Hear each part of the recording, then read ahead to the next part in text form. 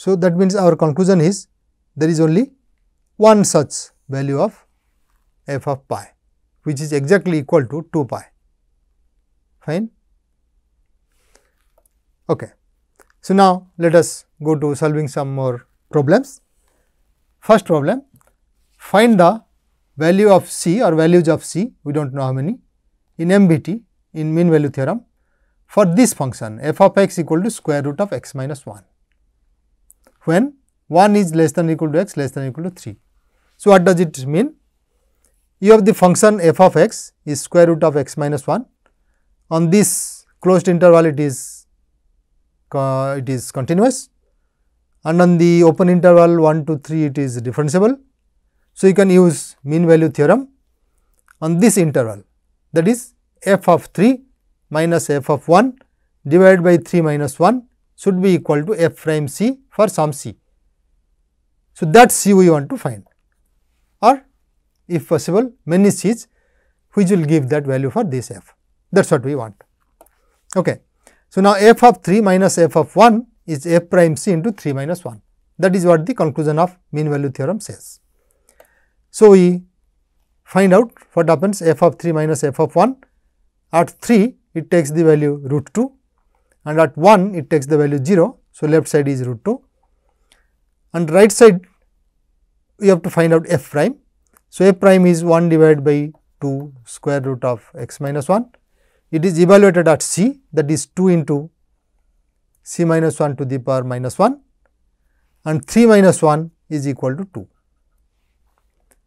So, this is the equation we get, which we solve to find our c, that gives c equal to 3 by 2. So, there is a unique value for this function. For different functions there can be other c's in the interval where the values of the function its derivative are same. Okay. So, let us go to second problem. Here we have a function f of x which is defined as f of x equal to x for x between 0 and 1 including 0, and f of 1 equal to 0. So, that means f is defined at least here through this on the closed interval 0 to 1. So, at 1 it is 0, at everywhere else it is like identity function f x equal to x. Now, this function is differentiable on the open interval 0 1. So, that is easy to see because on the open interval it is f x equal to x, and this function also has the property that f of 0 equal to 0, that is also correct because f x equal to x. However, f prime x is equal to 1, where in the open interval 0 to 1. So, it is never 0 on the open interval 0 1, right. So, like in the Rolle's theorem, you have f of 1 equal to f of 0, which of course happen to be 0 here both the side, and f is continuous or it is differentiable, right, on 0 1. So, why it does not contradict Rolle's theorem? As you see that Rolle's theorem needs that f should be continuous on the closed interval 0 1, but it is not. So, that is the problem. It is not continuous because when you take the limit of f of x where from the left hand side you get it is 1, but f of 1 is given to be 0. There is a jump there. So, there Rolle's theorems, one of the conditions is not satisfied, namely f should be continuous on the closed interval, which is not true here. Okay. So, let us go to third problem, which asks to show that between any two zeros of this polynomial. So, suppose this polynomial vanishes at 2 points a and b in the reals. It says that there exists a 0, lies a 0 of this polynomial. So, we have two zeros, say a and b of the first polynomial. It says that between that there is another 0 of this. This is very easy to see if you recognize the second polynomial as the derivative of the first polynomial, fine. and then apply Rolle's theorem. So, that is what we do. Let f of x be the first polynomial, then f prime x is equal to the second polynomial, right. So, Rolle's theorem says that if a is a root, that is f of a equal to 0, that is also equal to f of b for a less than b, then between a and b there is a point c where its derivative should be 0. Therefore, there is a 0 of this between any two zeros of first polynomial.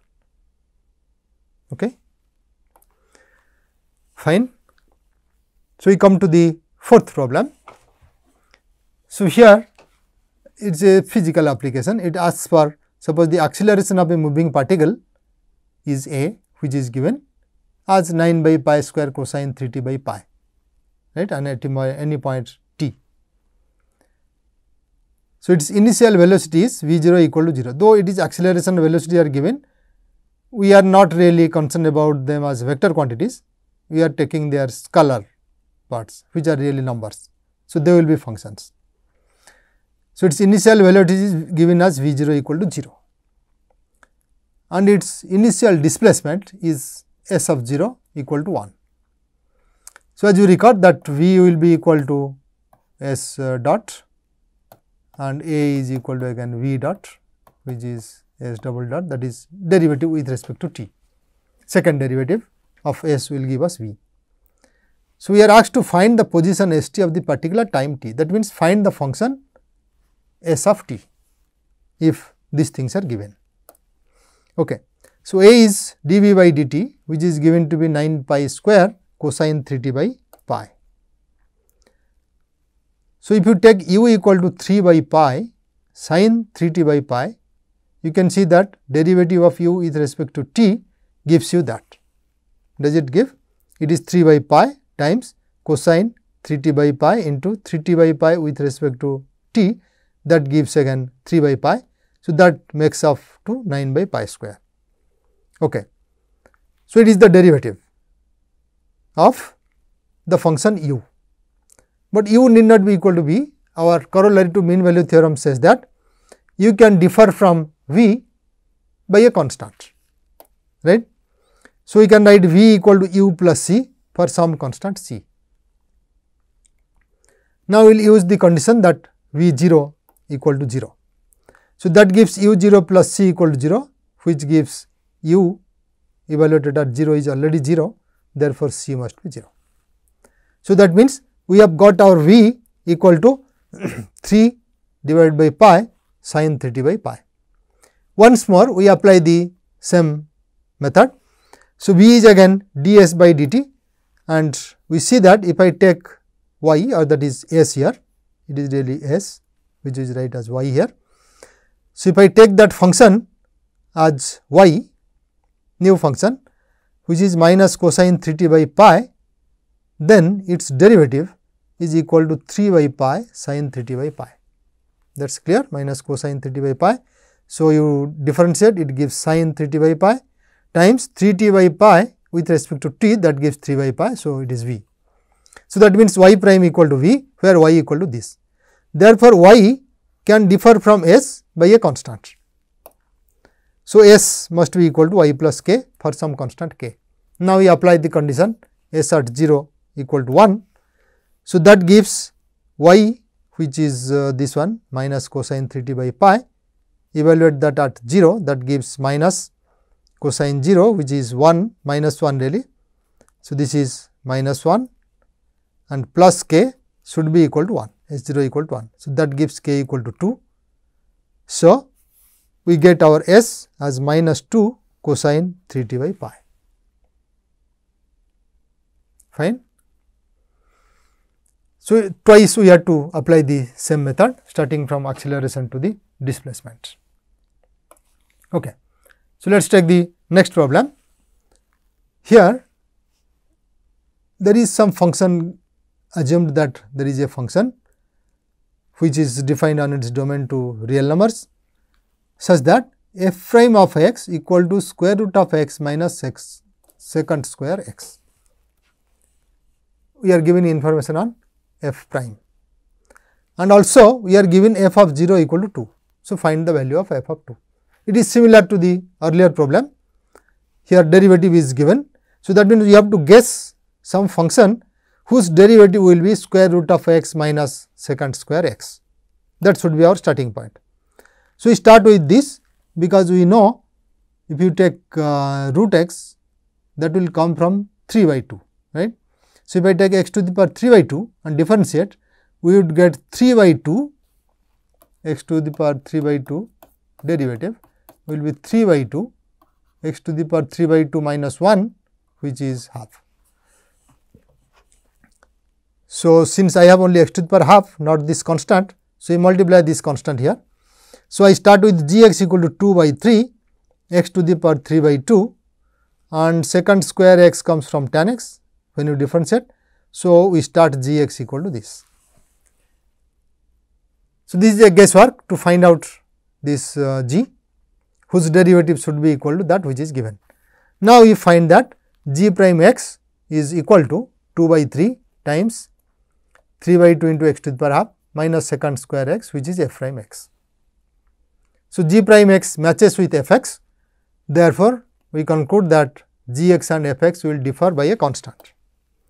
So, we say that f of x is equal to g x plus c for a constant c.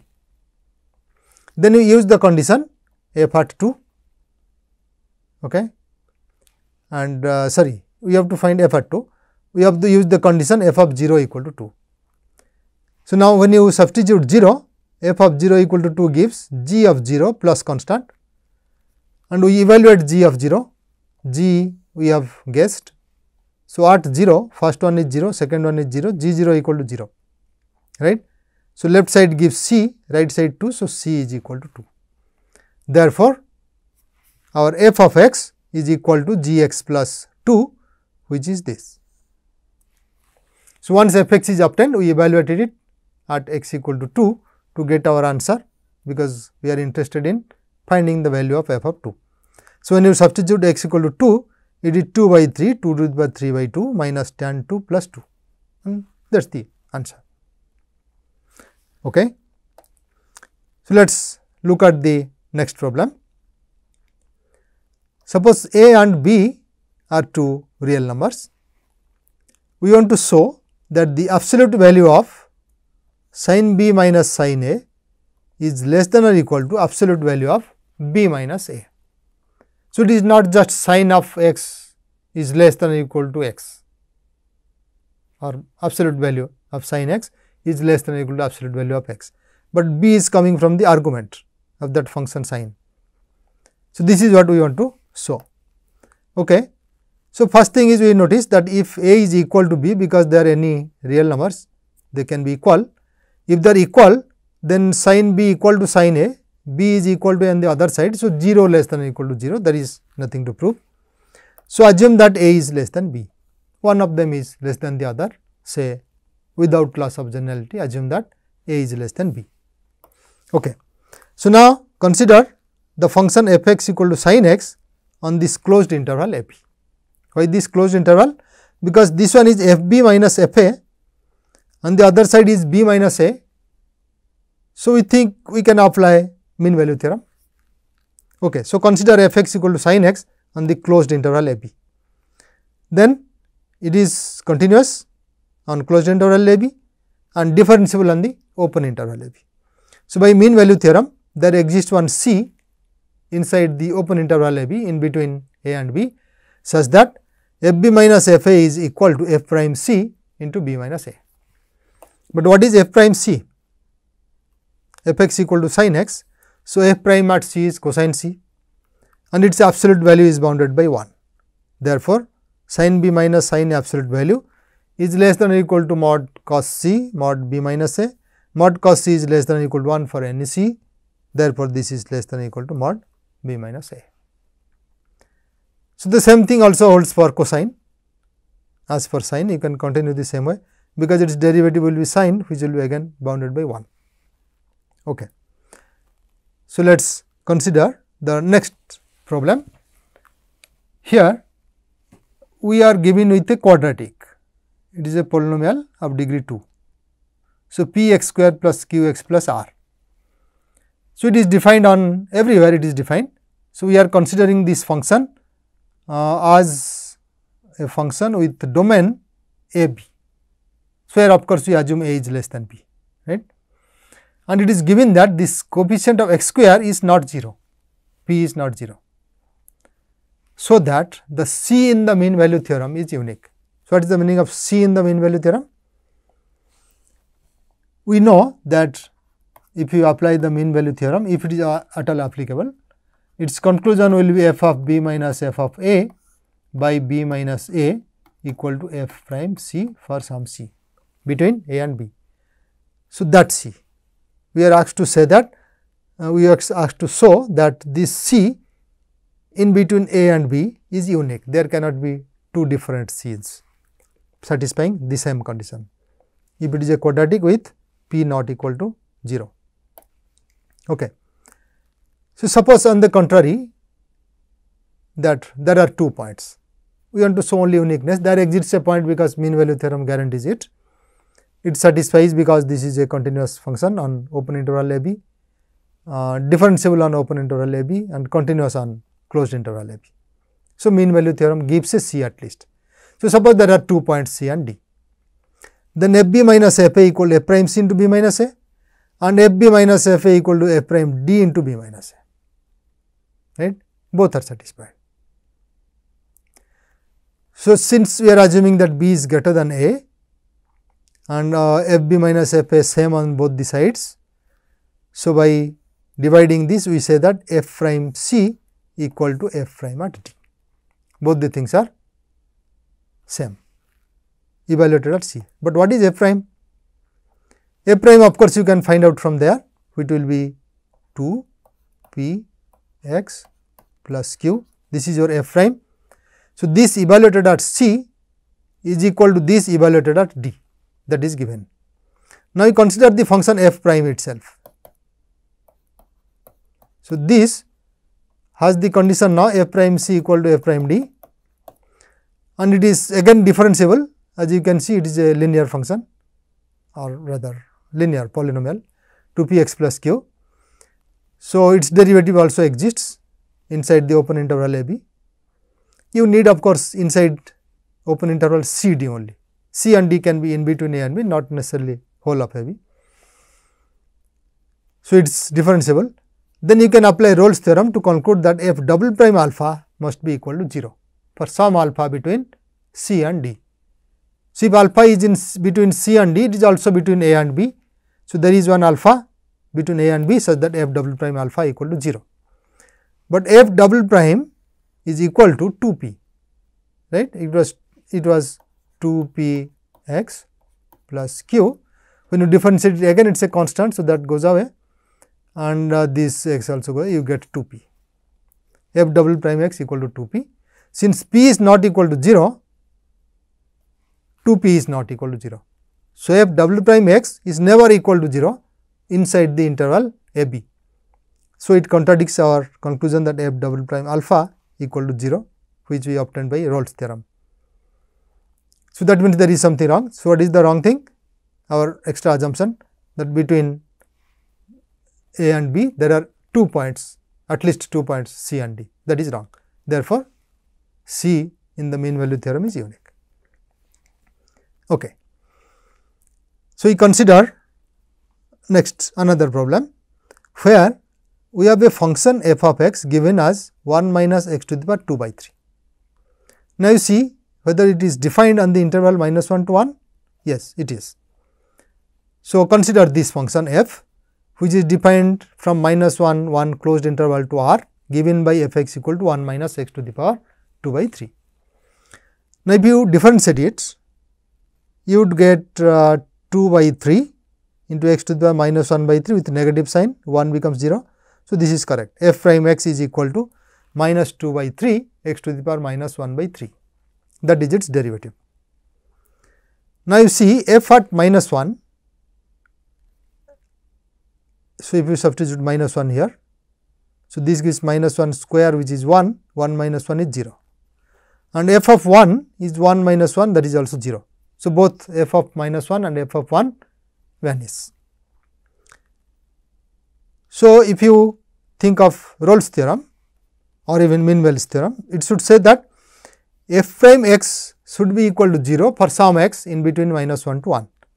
However, if you take f prime x, which is minus 2 by 3 x to the power minus 1 by 3, it is not equal to 0 on minus 1 to 1. Why do you say it is not equal to 0? At 0, it is not defined, right. So, you cannot say f prime x equal to 0 on minus 1 to 1. Why? The reason is simple. We say that Rolle's theorem is not applicable, because f x is not differentiable in the open interval minus 1 to 1. Because at 0 f is not differentiable, right. F is not differentiable at x equal to 0. So, that you can see how it holds. So, therefore, f x is not differentiable on minus 1 to 1 open interval. So, we cannot apply Rolle's theorem. I think we stop here.